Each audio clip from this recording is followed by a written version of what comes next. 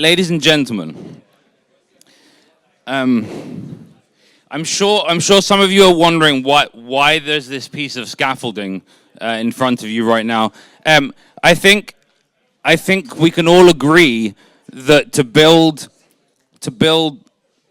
the money that we all need, it has to be built in layers. And so I found a stage that has this philosophy built in. So without much further ado.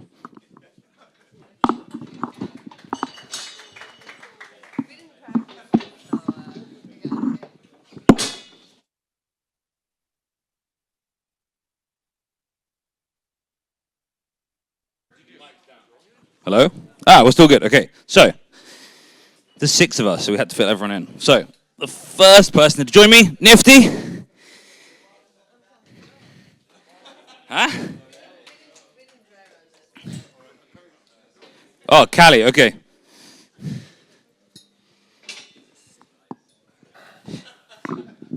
Okay, yeah. We have...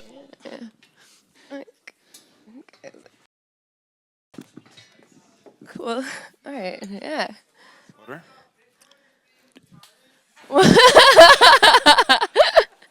Yeah. Great.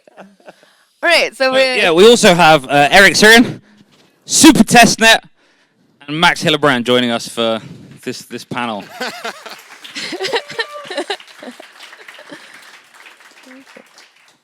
Yeah, I shouldn't probably be on this panel, but it's an honor to join these esteemed people in this community. So, Ecash. What are we talking about? Yeah, Ecash. Right? That's why we're all here. What makes Ecash the front? So, Ecash came out a few years ago. How many? So I guess one of the things is so this is the first that I know of Ecash Bitcoin conference. How long ago did you start? So I'm gonna talk to Callie and then maybe hear from Eric because I think which project started first? Was it Fediment or was it the Cashew project? Yeah, it was actually Fediment, which is quite funny because it's the more complicated version of Ecash. You would assume that you first build the simple one, but no. Can I tell the story how you Ecash built me? Please do. So yeah, we were on the Lightning Hack Days in Istanbul, and you gave this workshop on Ecash. I was a complete noob, so I listened to that workshop carefully. And when you said you can issue a token that the server can verify the signature without knowing that it saw it before, it completely blew my mind. I was like, this is similar to the moment when you learn how zero knowledge proofs work and you're like, what the fuck, this is possible? So it was similar to that. And I left the conference for 6 hours, went to a cafe and read only about blind signatures from that moment on. And so thank you for telling me about Ecash. And also, my pleasure. I also said thank you for this as well. Thank you for not finishing Fediment in time. So Cashew was finished first. Is that the? No, it was released first. But the reason for that was I was literally waiting for Fediment to come out so I can play with this stuff that I just discovered. So that drove me to just building it by my own, basically, and then making a whole project out of it. So it seems like a common thing that some of the best things that get built is people have a frustration with something, and they build some technology to fix that. And there could be a shorter way that's quicker, but it's not something that's reproducible or that scales. Yeah. So well, thanks. Definitely, thanks. I mean, I appreciate Fediment is. We've talked and touched on this multiple times on this conference, but has orders of magnitude more complexity and also the associated work with that. I'm a big fan of Fediment, so I'm probably the biggest fan of Fediment. So when was this Istanbul Hack Day? 2 years ago, or? Must have been 2.5 years now, or something like that. It was January 2022, January or February. Oh wow, cool, very cool. So it's almost 2 years from that to the first Bitcoin ++ conference. So if you're starting a protocol now, let me know so I can put it on the calendar. No, I'm kidding. And I guess noteworthy here as well is Scrit, which was first announced at the Hackers Congress in 2018, I think, or 2019 maybe. Yeah, so that was the first federated Ecash model, which used not a threshold cryptography scheme that Eric introduced, but a kind of client-side validated Bitcoin script-like logic that the person who receives an Ecash token is only going to be happy when he sees 3 signatures from 5 different mints on the same message, basically. And that was a really cool project. We started to glimpse the complexity of the problem, and also the laziness of the cypherpunks working on it, and that's a nasty combination. Yes, so actually, after Smuggler introduced Scrit at HCPP in 2019, like we stayed in touch and kept discussing like better cryptographic schemes, and so he has been quite important in the development of Fediment. But recently, at the last HCPP, I met like the other cypherpunk working on it again, Frank Braun, and what he said is that his biggest achievement was nerd sniping someone else into actually building it. That's cool. We can dwell on that. I think it's an interesting factoid about the difference between Scrit and Fediment. I mean, you briefly touched on this, but Scrit is also a multi-signature federated Ecash system, but it's like the stupid way of doing it, which is just aggregating multiple signatures from multiple nodes. And if you have 4 or 5 of them, like if you collected 4 of 5, then you're good. It's not an aggregation scheme like in Fediment. It's we also call it concatenation, basically. We also call it naive multisig in Bitcoin. It's similar to naive multisig in Bitcoin. I want to mention with that another cool thing I think hasn't been mentioned enough about Fediment. You briefly said that in your talk. Fediment is federated, which makes the Bitcoin custody more secure and the Ecash issuance more trustable. But one thing that is often overlooked due to its distributed nature, it also allows you to build resilient infrastructure in a very easy way. I think this is something that most people forget about when they think of federated. It's also fault tolerant in a way. You could be a single operator, not interested in multisig or federations or whatever, but even then you could run 4 instances and 3 of them can go offline, or 2 of them can rather 2 can go offline, or the configuration, I probably messed it up right now, but you get the point. They kind of recover magically and keep going whenever you fix your server. So I think this is also something that is super useful about it, just to have resilience built into the system without having to add anything on top of it. Yeah, and I think that's like the big difference to other protocols, like for example Galloy, which heavily relies on like infrastructure providers like Google Cloud, or I think they're based in Google Cloud. And we have all the like DevOps experience, that how to build services that are resilient to single parts of it just going offline. But that's not easy to deploy for normal people. And like even so, Fediment right now still has its challenges with deployments. Like in the final form, like what I imagine is, like what the architecture allows us to do is just have a Fediment D running on a Raspberry Blitz, you turn it on, and it connects to all the other Fediment Ds, and you have a resilient system where you don't really need the DevOps experience. Like that's the goal we're working towards.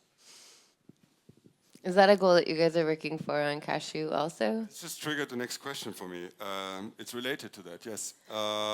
We've talked about this briefly in Bob's talk today. It was about making it as easy as possible to run mints, and now we're touching on the subject with umbrels. And umbrel is for me like the symbol of a Bitcoiner who doesn't know how to use Linux.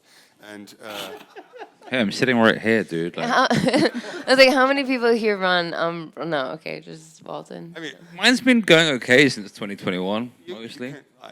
Whatever. I won't even correct. But I don't advise anyone to run a number now. I know better than that. I didn't mean to be, I didn't want to make this about Umbrel. It's just rather about running a charming Ecash mint. And I think this is something, I find this balance extremely interesting and hard to navigate.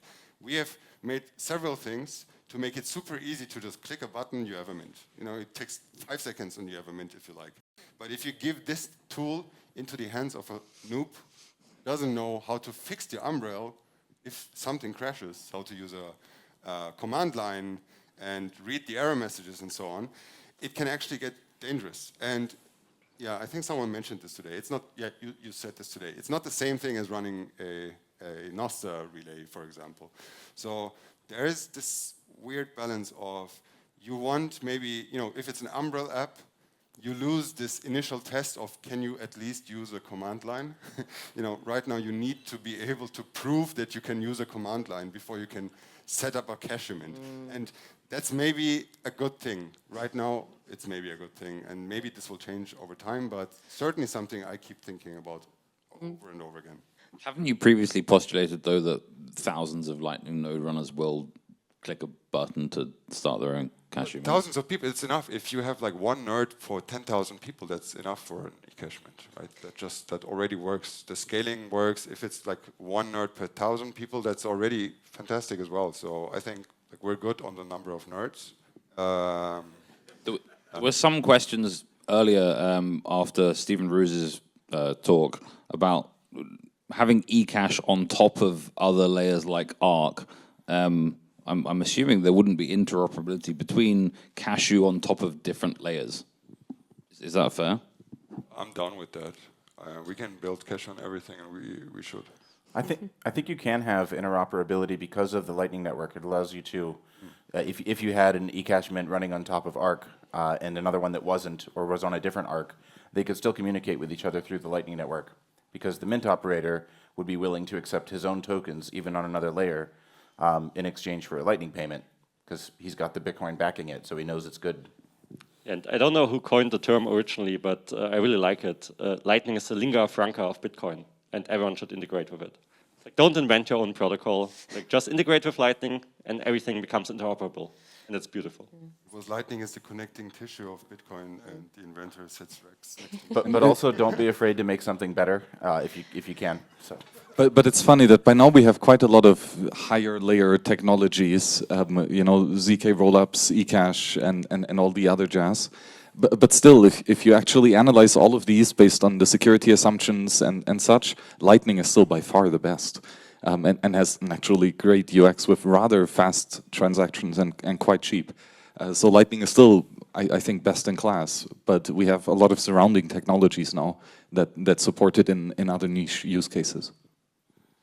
I had a quick question for Max about, so we were just talking about kind of the user experience of running like a federated, part of a federated mint or running a cashew mint. When you guys were, I feel like Wasabi was definitely one of the projects that had some of the best user experience for participating in like, you know, an online, I mean, I don't know how similar you would call that CoinJoin coordinator or participation to running a mint. But do you think that there's anything that you learned from shipping Wasabi that might translate over to the challenges of running mints? Yeah, defaults matter. That's basically the conclusion of a research paper called Anonymity Likes Company on network effect and such, which basically highlights that we need, if we want to have true privacy, we need to have a lot of users behaving indistinguishably from each other so that we generate a crowd. And so how do we get a lot of users to do this? And if the end user has to make the choice of how exactly to use a system such that it is private, the end user has very little expertise and nuanced understanding of which actions he should take or which problems are those he should worry about. So then we can have higher levels of the stack, from like the software developer to the protocol developer, the protocol engineer. The higher we implement a privacy by default strategy, Ecash is the perfect example. By the protocol design, it has enormously high privacy guarantees. So as long as you implement the nuts very like straightforwardly, you will have a very sufficiently great privacy. And even as the implementer of the protocol, you don't need to think much about the nuances of the crypto. You just do what's written in the spec. And that means that not just that developer, but all of the users of the software, of the client that he writes, enjoy the privacy benefits by default without having to configure anything or change any behavior. And that is quite essential. Of course, it's difficult to build software that is easy to use and also optimized for privacy, but it's certainly doable. Someday I want something that allows you to like personalize your privacy so that it's unique to you. Won't that give you a fingerprint though? What'd you say? Won't that give you a fingerprint? Isn't that like? Yeah, that was a joke. Oh, I see. good. Good Okay. point, Nifty. Thanks for explaining it for people at home, Nifty. Thank you.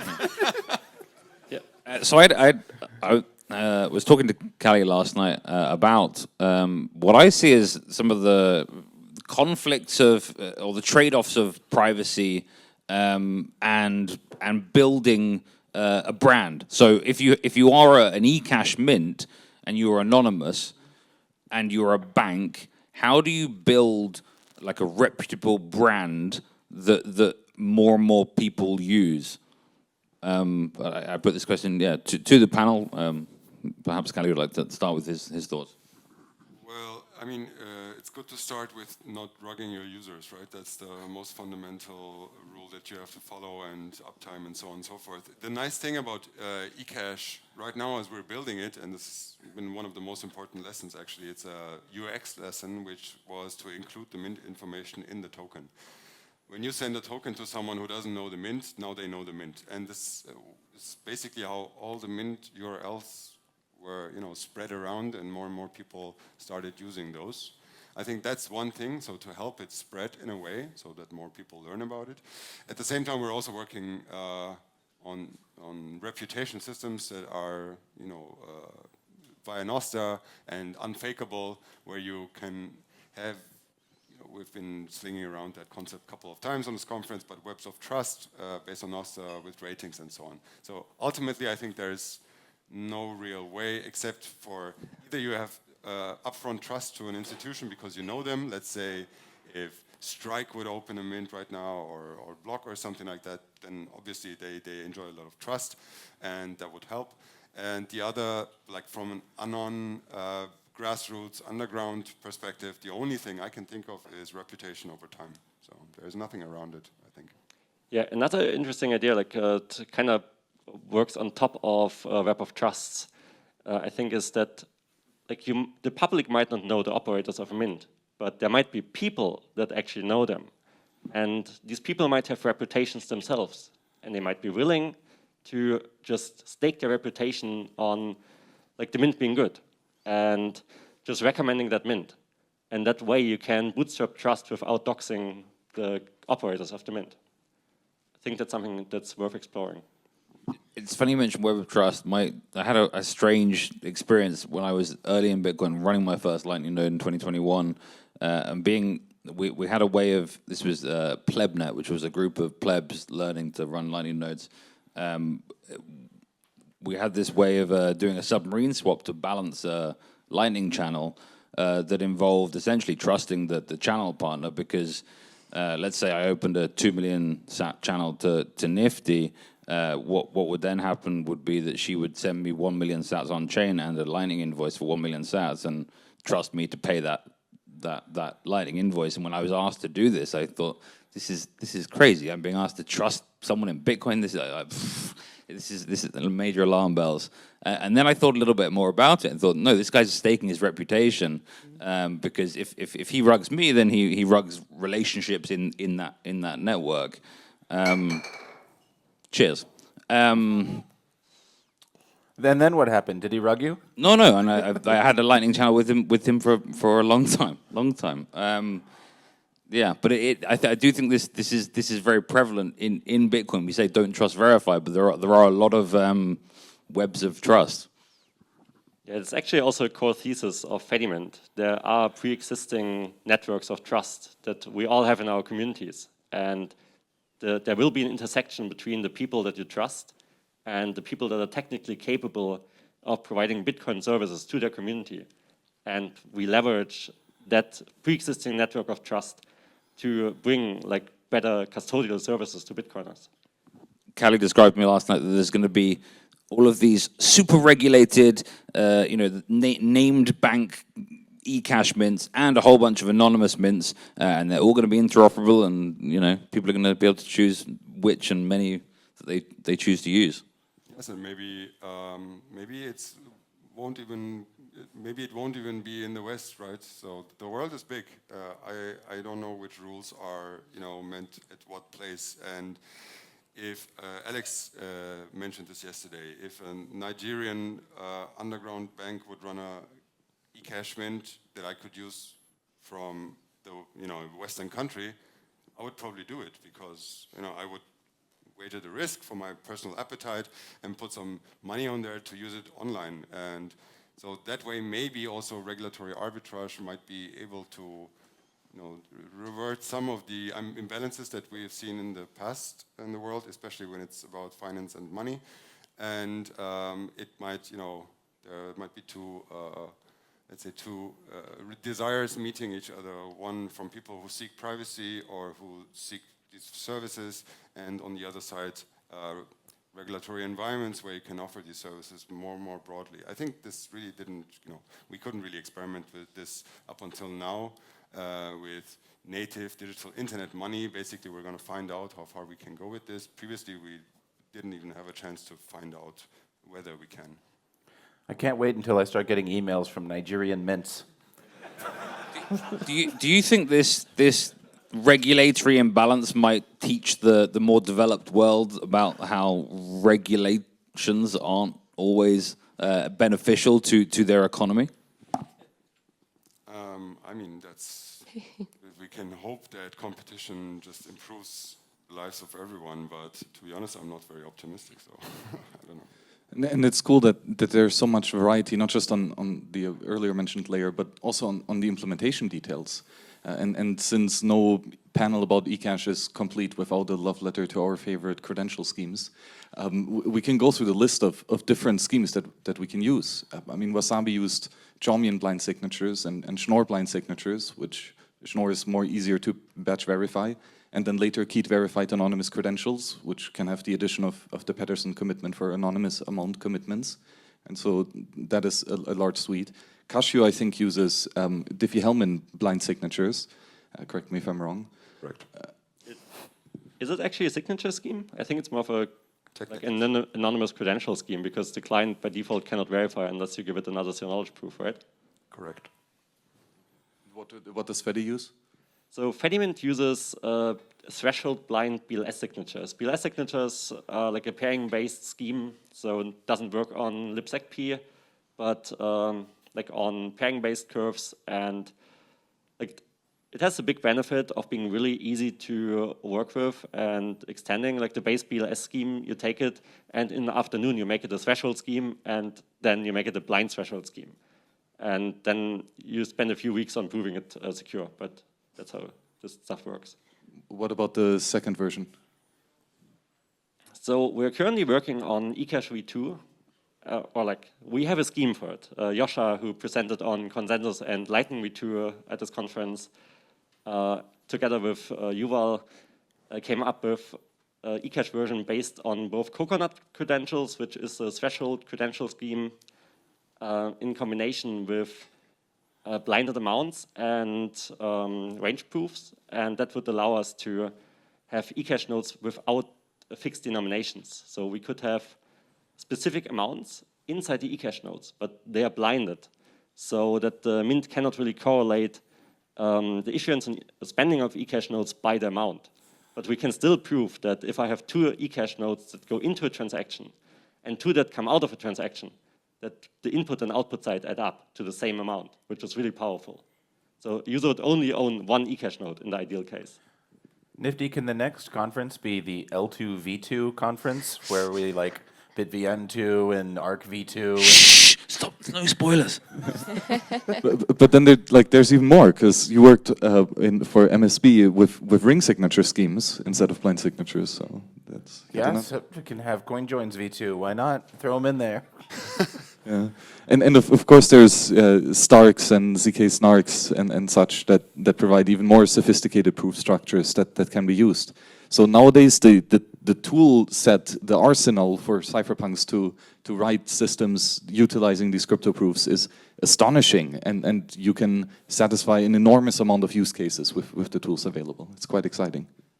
So, and just touching on the joke here about everything getting a V2, that's actually a superpower of these like less decentralized systems. Like Casio and Fedimint, they're clearly custodial, but that also means that you can upgrade them much more easily, because you don't need to upgrade like everyone at once. Like some mints can still run on the old version. You just build like compatibility into the clients, but it's not like with Bitcoin where you have to heavily coordinate the whole industry, like the whole world basically, into upgrading. So we can do a lot more experimentation there, which is great.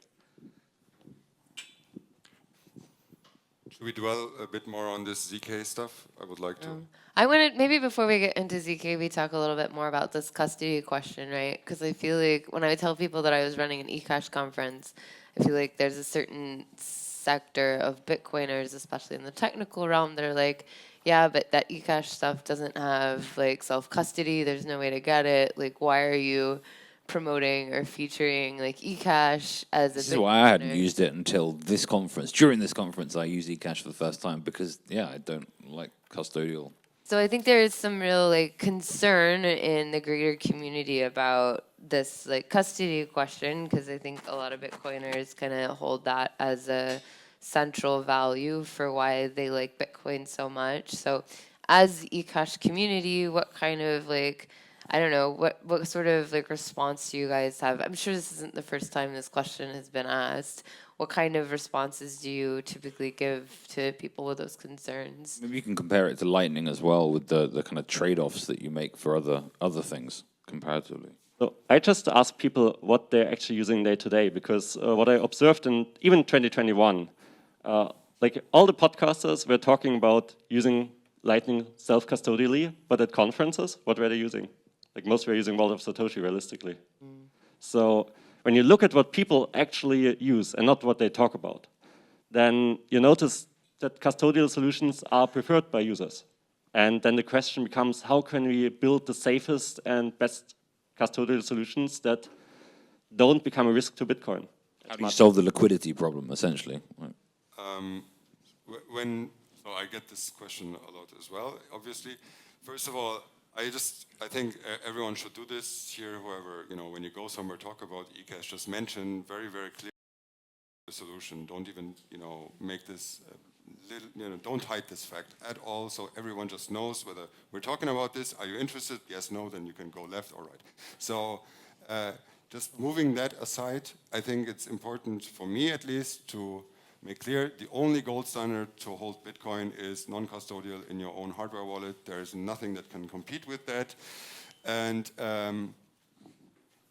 thus, Ecash solutions also, in my view, are no alternative at all to sovereign solutions. The question should never be, should I use on-chain Bitcoin or Ecash? It is, should I use Coinbase, Wallet of Satoshi, Kraken, mining pool XYZ, service on the web, XYZ, Stacker News, Lightning Tipbot, like I could mention a very long list of services, or Ecash. This is how I see it.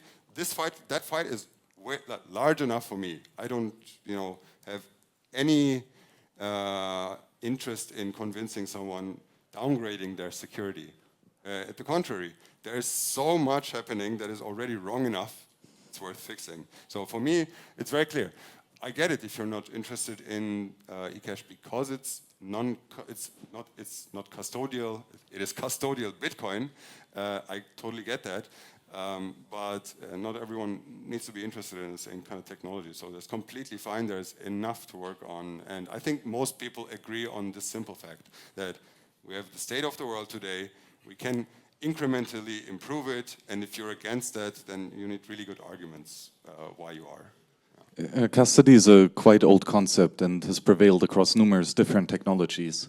So I don't think it will be going away. And there's a good reason for it, because there is a cost for holding and receiving and spending money that's known as demurrage. It's quite high if we are talking about gold and storing and transferring a couple tons of it. That gets expensive quite quick. And so you hire a specialist to aggregate multiple users and benefit from the economies of scale of providing a service at a larger rate. And that ultimately is cheaper, right? And if you compare Bitcoin on-chain transactions with the cost of Ecash transfers, the cost in terms of time, financial cost, and user experience cost is just astonishingly different. So just from that reason alone, Ecash transfers are extremely cheap.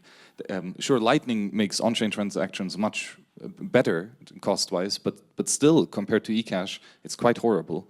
And therefore this technology has a use. I haven't given up hope that it may be possible to make eCash self-custodial. And two of the things that give me hope in this regard are, well, one's this gentleman. He works on Wasabi Wallet, which uses eCash without taking custody of user funds. So at least they've managed to do something related to that. And I believe it's either Moonsettler or Floppy Disk Guy on Twitter. They have a proposal in their GitHub Not of... floppy disk. It's not Floppy 100 Disk? dev, isn't it? Floppy disk hasn't contributed to anything meaningful. Oh, he, Promised you spice. shout out to Floppy Disk Guy. Keep doing what you're doing. You mean sending death he- threats around? Yeah. Oh. Sorry for that. One of them has a proposal on his GitHub for how he thinks you could do it self-custodially, and after a cursory review, it seemed plausible to me. So I'm looking forward to getting to that at some point and trying to implement self-custodial eCash. But we'll see. I don't think that is easy or really possible. Just to put a point against that, I think we're very far from what you might call self-custodial eCash. We've discussed in this conference how to make mints more secure, but any L2 alternative that we all discuss and are looking forward to makes compromises in the speed and number of transactions that you can do and so on. Like the argument for eCash is that you can do 10,000 transactions for no cost for a single user instantly, right? So as soon as you start anchoring things on chain, you lose most of the beneficial properties of eCash. So I think we're far away from that. Second point I'd like to make, because we're here in a connoisseur circle, I never say that publicly because it just confuses people. eCash is non-custodial, right? The Bitcoin is in custody. So if you're building any eCash system built on the normal principles of eCash is a system where you cannot take away the eCash from the user. I mean, this has been something normal to say 20 years ago, but right now you shouldn't say this because people will just get confused. But in that sense, the eCash stuff is already... I guess the proper way to conceptualize this is that eCash is a digital bearer certificate. And so a bearer certificate is a legal contract where the ownership, the legal ownership of the right that is described here depends on physical possession of that piece of paper. And so there are also, for example, share contracts that are written on a name, so that only whoever has the KYC data has the legal ownership to this. But bearer certificates are those where possession of the paper represents ownership. And digital bearer certificates are therefore, signature schemes or otherwise, where uniqueness and double spending is protected, but ultimately the possession, the ownership of the right that is represented depends on the knowledge of a secret, specifically the signed nonce. So it's an improvement over like having a bank with a database who's got like a number next to your name, and at any point someone could go in and like wipe the database out and no one would know how much is who owns what. Also, like with a central database, someone knows who, like one person can see how much money everyone owns, right? Whereas with eCash, like you have no idea where those funds are or who you're interacting with them, right? So just to get back to the question of will we ever have non-custodial eCash in the sense that Bitcoiners understand it today? And we have been seeing some very interesting developments into that direction with CK coins, Shield CSV, a very recently released paper, but it's fundamentally still like trade-offs all the way down. Like there's no free lunch here, and like you could think about. Oh, there is, thanks to the sponsors. Thank you very much. Yeah. Oh yeah, yeah, the conference, yes. When you think back to, for example, ZeroCoin, which was a very early proposal to do something like Xiaomin eCash directly on Bitcoin, which would have been like a soft fork, I think, then like that still wouldn't have been the same UX as like eCash as we use it today with cash impediment. That would have still required users to scan an entire blockchain. And I think one really powerful property of the eCash systems that we're using today is that you only care about your own transactions. And it allows to build really light clients that run on pretty cheap mobile phones. Like, I don't know who in the audience tried to ever run a Bitcoin D on their phone. It's kind of challenging. Like it works, but The fact that hands are going up in the audience shows you that you're in the right audience. exactly. Yeah, but that's not a UX that I'd wish on anyone. So with our current Ecash system, it's great. I only care about my own Ecash, really, and can spend it without ever knowing what other people are doing. And of course, we have to consider that there is an important database in the Ecash scheme, and that's the spent book, right? So a database of all the tokens that have been spent already. If the mint loses that database, the system breaks.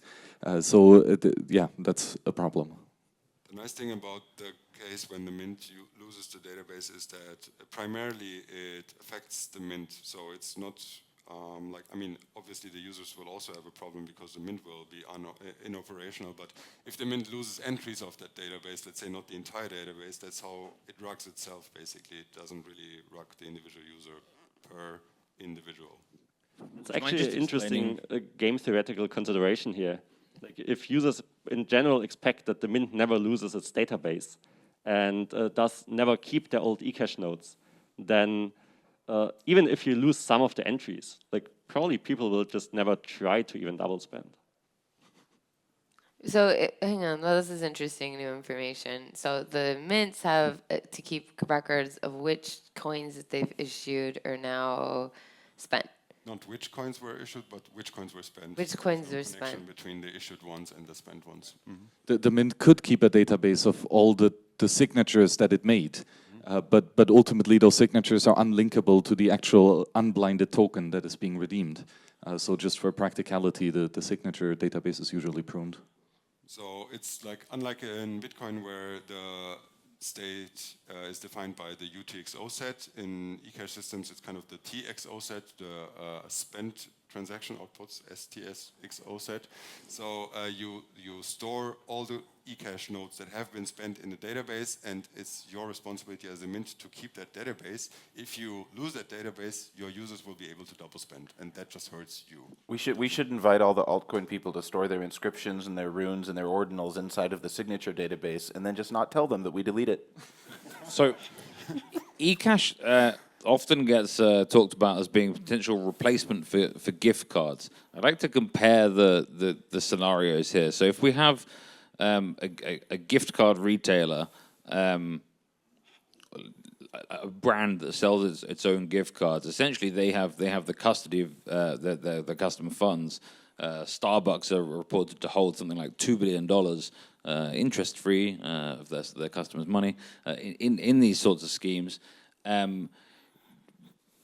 Do you think there are incentives for brands that are currently out there to replace their current isolated eCash schemes with ones that are linked to Bitcoin? Yeah, I'd ask this question to the panel. Yeah, I think gift cards are a perfect use case for eCash, right? It's usually a central issuer. It's basically debt that's being issued, so legally speaking, it's seemingly quite all right. And it allows for fast and scalable use cases, and especially it's in control of the issuer, or it can be in control of the issuer. So this is quite a self-sovereign way to issue gift cards without trusted third parties. So the brand doesn't have to rely on some third-party supplier. That's the advantage you're saying? One of the many advantages. I think there's like definitely a downside from a brand in that you don't get information about your consumers anymore, right? So you can't track like spending or who's got what balance, or I don't know. Maybe I'm wrong about that, but if you don't know who's buying your stuff, how do you know who to send more like advertisements to or new offers? But I think that's true with normal gift cards. Like normally you don't have to sign anything to buy a Starbucks gift card. You just get it when you're at the store. But they're not interoperable, right? Currently, is one of the big things. Interoperable with other Starbucks? You shouldn't use services that where the service provider doesn't want to improve the product because it makes it more useful. I think that's extremely suspicious, and I think you're like right. This is common practice. Most of these gift card providers basically bank on the fact that their users will die before they redeem their gift cards. I think an eCash-based gift card mint would bank on the same probability, but I have an inheritance plan for my gift cards. see this guy. Are you going to gift them to someone? You get taxed on that probably, so. But I think Nifty touches on a really good point here. Even with gift cards, you still get the information about where it was bought, where it was used, and you can track that. And like the only thing where I could imagine it being beneficial for like operators of mints to not know what the users are doing is if like in places where there's strict privacy laws, where you actually are liable if anything happens to the data. But if that's not the case, I don't really see corporations benefiting really from not knowing. Where Well- does the EU rank in terms of like that kind of like data? They're pretty high, right? Like there's a lot of liability around data here. Am I wrong? I mean, if the provider of a service doesn't prioritize the privacy of its users, then the users are simply not protected. Right? There's nothing that can save them from the malicious intent. No fancy technology can. So we're building these tools for people who have a backbone and a spine and a decent code of ethics, who actually care about the sovereignty and liberty of their users. And for those developers who do want to provide ethical services, there's now a variety of tools that can be used to provide useful services without having to spy on users as a requirement. I think there was some sort of law passed in the European Union that says that corporations have to protect the privacy of their users.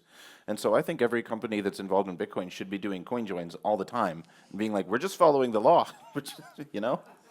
Yeah, and who's opening the Liberty coffee chain where you can buy coffee fully anonymously with Ecash? Any takers? It'd be called black coffee. Yes. Well, and we should also, I mean, there are many services out there who also cater to privacy-aware people. We shouldn't forget that. Obviously, it's a way smaller portion of the entire market, but this is still something that is being valued by lots of people. I think a growing number of people. I was just talking about Silent Link today, for example, where you can, you know, when you get a second SIM card, you would like to transfer your balance from one SIM card to another SIM card. I don't want to call the customer support and say, hey, it's me again. I have a second SIM card and a new phone now. Could you please move that $5 from one card to another? Like, this is something I think the operator understands, the user understands, everyone just understands why this is a bad thing. And there's a clear solution, very simple solution, no additional trust assumptions. Basically, you're using the service anyway. So I think there are many of these things that detail, you know, you would have to know the details of the individual companies, on how they run it. I think it's important right now that we get the message out that there is a way, there is a protocol, there is a method, and think about it, how to improve your own businesses and services, and lots of people will just prefer that. It's like, why did we use HTTPS at the end of the day instead of HTTP? It's Google made us. yeah, but also we, you know, we recognize that it's safer for the users, and at some point, like, it became the norm to, you don't use an HTTP website. When you don't see that lock over there, then you turn away and go away. Don't enter anything into that thing. And I think we can find many of these instances where we're dealing with money, with services already today, where we can have just a clear path for improvement. I'm a bit more pessimistic here. Like at some point, we just said, let's encrypt. It was suddenly free, and everyone just did it. Like, I think the incentives, as long as there's an easier way of doing it, most people will just choose the easy way. And so I think it's a community. Like, one really important direction is just trying to make stuff as simple as possible. And like, for example, like recently I was talking to the operator of ppq.ai, which is like a Bitcoin prepaid AI service. And like, turns out if he wanted to integrate like Ecash today, it would be like significantly more complex. And like, there's a trade-off. Like, you can just create like a random API token like that, and integrating with Ecash is still something pretty niche. And I think we just need to make it more commonplace, more well-known, and easier to integrate. Yeah, if you're building a system that not only works but is also private is quite difficult. Thankfully, developer tooling helps a lot with that. So that's just a lot of heavy lifting and a lot of work to build all of the infrastructure required. So we've talked about integration and the concept of gift cards being in the form of Ecash. Is there any appetite from companies like the Bitcoin company and BitRefill who are these intermediary between gift cards and Bitcoin seemingly currently for things like Ecash. Yeah, we saw a great presentation about that today from Bob Scully, Boardwalk Cash. They've just introduced exactly that kind of concept, that you have gift cards denominated in Bitcoin or in USD, and underlying technology is Ecash. The user doesn't really know of Ecash. You can make many payments, fast payments, anonymous payments. They chose this technology. I think it's this is a very clean and interesting story where you have a problem, solution, let's go for it. If there are questions from the audience, go ahead.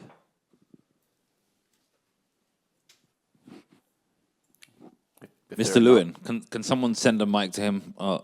We've got an amazing AV team here that Xfrog's been running, but You can take it. I can't run down there right now. Here you go. Thank you.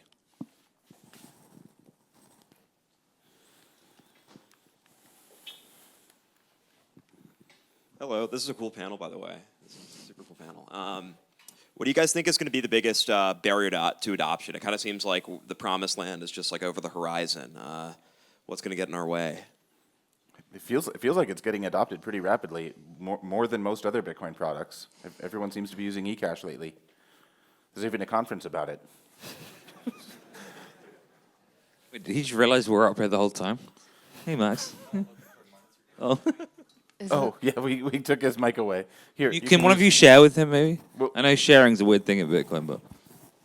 No, I think it's more that they have like headsets on. It's only the two, yeah. Okay, that works. Kind of. Yeah, so what are roadblocks? I guess apathy from users, people just not caring, that's probably a big one. Regulatory risk and risk of being kidnapped as a developer, that's another big one. And of course, unknown cryptographic attacks. There have been numerous like bugs in, I guess, all the implementations here.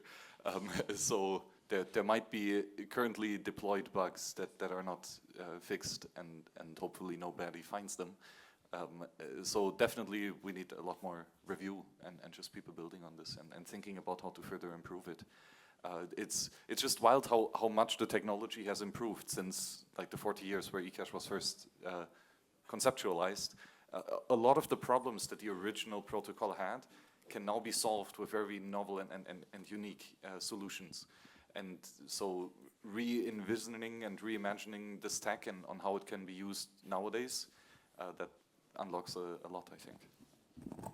I'll just quote Steve Ballmer here. Developers, developers, developers, developers.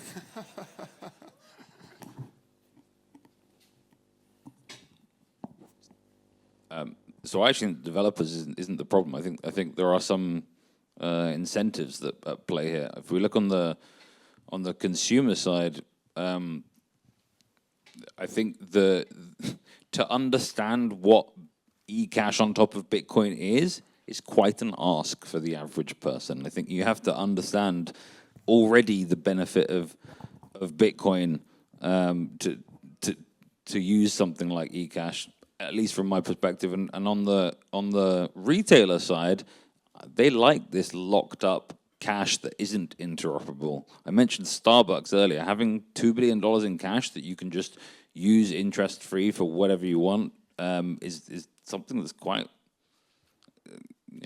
a benefit to companies. And I know Callie thinks these companies are all going to burn and die, but I don't know, the incentives, while they have these sitting cash balances, they can keep on doing other things that maybe make them more money and keep growing, and who knows. First, we're building products that you should be able to use without understanding anything. Exactly. You don't need to understand Bitcoin. At the end of the day, the only cognitive effort that you should do is, yes, I want to pay. And that should be it. I think that's the goal for us. And second of all, yes, there are monopolies, and yes, there are companies benefiting from not improving their products. We are not building for these companies. They can go whatever the fuck they want to do. There will be new companies. Those will be, the old companies will be the incumbents. And eventually the good tech should spread. I mean, we can hope this. I know this is also not always the way things work out, but if you don't assume this from the beginning, there is no path for you, basically. So, of course, yeah, if Starbucks wants to hope their customers never come back to withdraw their vouchers, that's fine for them. I think there will be many more Starbucks coming in this world, and hopefully they will just have an edge because they offer something better. Yeah, I think our goal should be building the most convenient user experience so that people want to use eCash, not because they want the privacy, not necessarily because they want to use Bitcoin, but because it improves their daily lives. And that's how you onboard like millions to billions of people to Bitcoin, to better money. And for that, we just need to focus on user experience. And that takes a lot of effort. It's a very long road. Like, you can easily build a prototype. You can easily build like an 80% solution. But to get to the like 99.9%, where like a lot of these centralized apps are at, like they're doing a lot of A/B testing. They know exactly what their users want. And we need to be competitive with that. So that people choose the better thing that gives them privacy, that gives them more autonomy. Not because they think about it, but just because it's what everyone uses. It's convenient. And Ecash is on a really good path towards that, because conceptually speaking, Ecash is a million times simpler than Bitcoin. I mean, you can implement the Cashew mint and client in an afternoon, basically.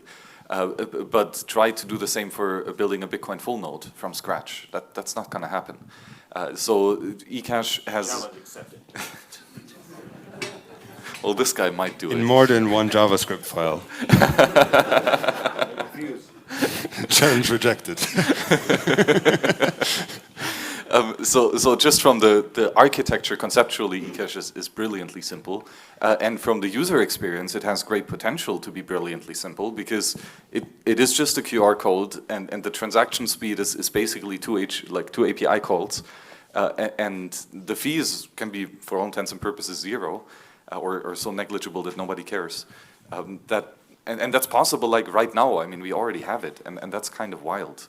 So I think just from that alone, Ecash is quite great. Oh yeah, you can receive it offline. Like, that's also a big hindrance to UX. So Ecash checks a lot of boxes. I think that will be the main driver, to be honest. If I had to make one prediction here, I think it's the offline ability that, if we succeed, that will be the most sought after feature that the normie, regular, fintech, fiat, Bitcoin services world will bank on. The fact that we have something that is better than this tap to pay by MasterCard. And that's the only thing I know where you can make a payment without internet, which is tapping your card. And then like micropayments and speed of payments, because I mean, I don't know the actual stats, but the blockchains of the latest shitcoins have, what, 2-second block times? That's ridiculously slow. Right? We can actually pay per frame with Ecash, and just include the Ecash in the HTTP request and be done with it. You still measure in seconds? Wow. Yeah, exactly. So okay. Yeah. Let's get you back to bad shitcoin. Okay, so it sounds like with Ecash everything's fixed. Bitcoin and Ecash fix everything. Our privacy's good. We have a very hopeful future. Yeah. Ecash fixes Bitcoin. Bitcoin fixes Ecash, but Ecash doesn't fix Bitcoin. Okay. Yeah. No, Ecash was always super promising, and the last 40 years of tech improvement means that we can deploy it at a much more secure and reliable and auditable scale, and that trend is only going to continue. I mean, Bitcoin was inspired by Ecash, right? One form of Ecash is quoted in the white paper itself. Yeah, we had this in, as a problem that Bitcoin is trying to solve. Yes. Yeah, if you all move to eCash, just let the rugging commence. So just maybe to wrap up, maybe we could hear from people on the panel, like if someone in the audience, like, you know, I'm sure they heard a lot of cool projects this weekend, but if they want to find out more or look for ways to contribute to your projects, etc., where should they go? Where do you send new contributors? What kind of contributions are you looking for? Yeah, so for Fedimint, it's fedimint.org, or go to github.com/fedimint, where you will find an overview of like all the projects that we're working on. We very recently got the Fedimint Web SDK, which now for the first time allows it for a non-Rust developer to develop their own Fedimint wallet, which is very amazing. And thanks a lot to Alex, Manmeet, all the people who worked on it. It's a really great improvement, and I just hope to see a lot more Fedimint wallets due to that. Yeah, and you can also join our Discord on chat.fedimint.org if you have questions. I guess if I can shill one thing, I would shill A Lodging of Wayfaring Men. It's a beautiful book. You should pick it up. There's a free audiobook on the podcast Parallel Society by Paul Rosenberg. So that's a very inspiring book that was definitely a core inspiration for federated Ecash and all the stuff that we're building nowadays. And I'm mega bullish on the other stuff use cases for Ecash. Ecash was always great for the money warehouse receipt, but it can be used for API access rights, gift cards, credit money, and numerous other use cases. Yeah, really excited of also how it might fit into Nostr. I think there's a lot of good synergies here that, yeah, I guess we'll. If you're looking to contribute to any of my stuff with Ecash, you can go to my website, supertestnet.org, and the repo that I most commonly use with Ecash with is called Bankify. So if you want to check that out and see if you can contribute anything, that'd be great. Cashy.space for the latest and greatest in money warehouse receipt technology. And we're looking for a veteran Rust developer. I've sent out a couple of messages in the last couple of weeks. If you are a veteran Rust developer and would like to join us on a serious basis, supported by grants and so on, like, please talk to me. Or if you know someone, please tell them. What you need to know is lots of Rust and a little bit of Bitcoin. And, well, thanks for organizing this amazing. Yeah, I'd just like to thank Max. Which one? Oh, well, I just saw a couple more questions in the audience. Oh, sorry. Questions? So. Yeah, sure, thanks. Yeah, like it was an awesome panel. I just have a follow-up question.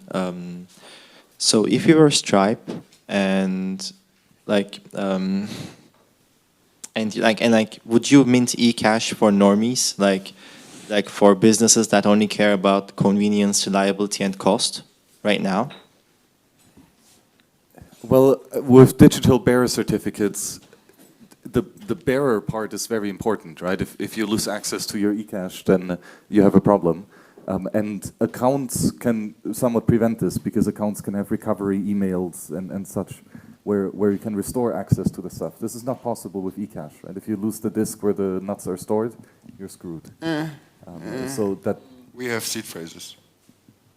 Okay, well. Okay, there are backup solutions, sure. As I said, all the problems of eCash can be fixed with cool tech, so backup solves this, yeah, okay. Yeah, just adding on that, but you do a lot of complex stuff to solve these problems. So I think most companies would just use a simpler account-based system, like Max said. I don't think so. I think it would be an amazing improvement for them, and they could do instant payments and offline payments. They could compete with Visa and MasterCard. They could just skip the entire payment credit card network if they would do that, and they could even, experiment with conditional payments and gift cards and all these. There are so many things that you could do. I think there are many products that you could develop also for hardcore normies. So I think there are many benefits also for a normal fintech normie company like. And I mean, in the example of Wasabi, the user didn't even know that there's eCash involved, right? It's not mentioned in the UI whatsoever. So a lot of the under the hood magic can be handled with this tech as well. I think eCash is technology that we as cypherpunks who care about user privacy have to push. Like, we need to build tools that users want to use, and then they just get it for free. I don't think normies will put in the work that's necessary to make eCash work for them. So, either we make it very convenient to integrate, or we have to build the tools that we want to see in the world. That's just how it is, in my opinion. Any more questions? In that case, let's hear it for Super Testnet.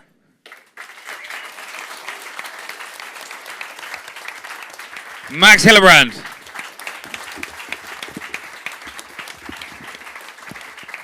Eric Syrian. Our lovely host, Nifty Nay.